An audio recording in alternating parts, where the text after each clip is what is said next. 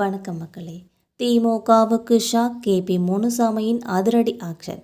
அதிமுகவில் இணைந்த திமுக முக்கிய புள்ளி செமகுசியில் இபிஎஸ் அவர்கள். இந்த தகவலை பற்றி இந்த தொகுப்பில் பார்க்கலாம் வாங்க.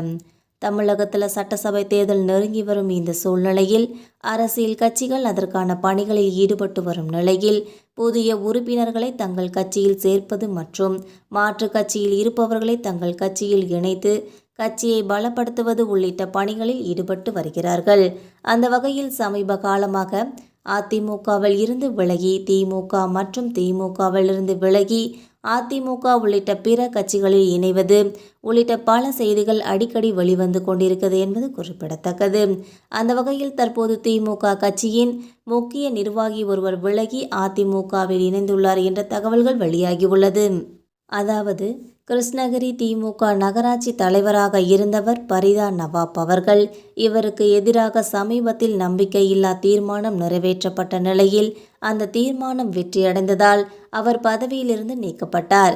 இந்த நிலையில் அவர் இன்று திமுகவில் இருந்து விலகியுள்ளார்.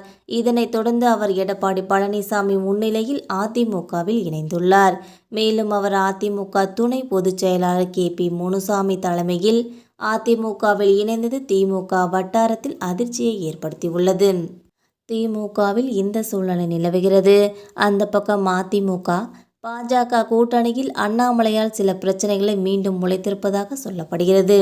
ஏற்கனவே அண்ணாமலை காரணமாகத்தான் கூட்டணி உடைக்கப்பட்ட நிலையில் தற்போது ஓபிஎஸ் டிடிவி தினகரன் இந்திய கூட்டணியில் சேர்க்க முயன்று வருகிறார் அண்ணாமலை அவர்கள் என்று எடப்பாடி பழனிசாமி அவர்கள் மீது அதிருப்தியில் இருப்பதாகவும் நயினார் நகேந்திரன் மூலம் டெல்லி தலைமைக்கு புகார் அளித்திருப்பதாக சொல்லப்படுகிறது.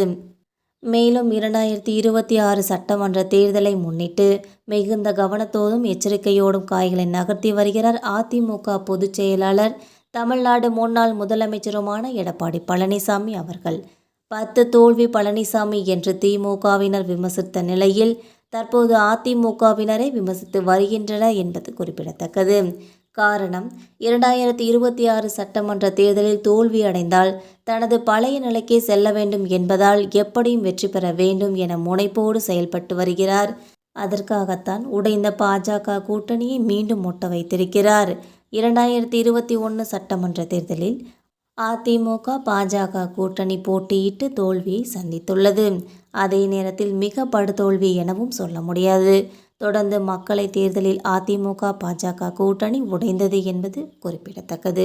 இந்த மாதிரியான ஒரு பரபரப்பான சூழலில் அடுத்து என்ன நடக்க போகுதுன்னு பொறுத்திருந்து பார்க்கலாம் மக்களே. இந்த வீடியோ உங்களுக்கு பிடிச்சிருந்தா மறக்காமல் சப்ஸ்கிரைப் பண்ணி பெல் ஐகானை கிளிக் பண்ணி வச்சுக்கோங்க. அப்போ தான் நம்ம போகிற டெய்லி வீடியோக்கள் உடனுக்குடன் நோட்டிஃபிகேஷனாக வந்து சேரும். தேங்க்யூ.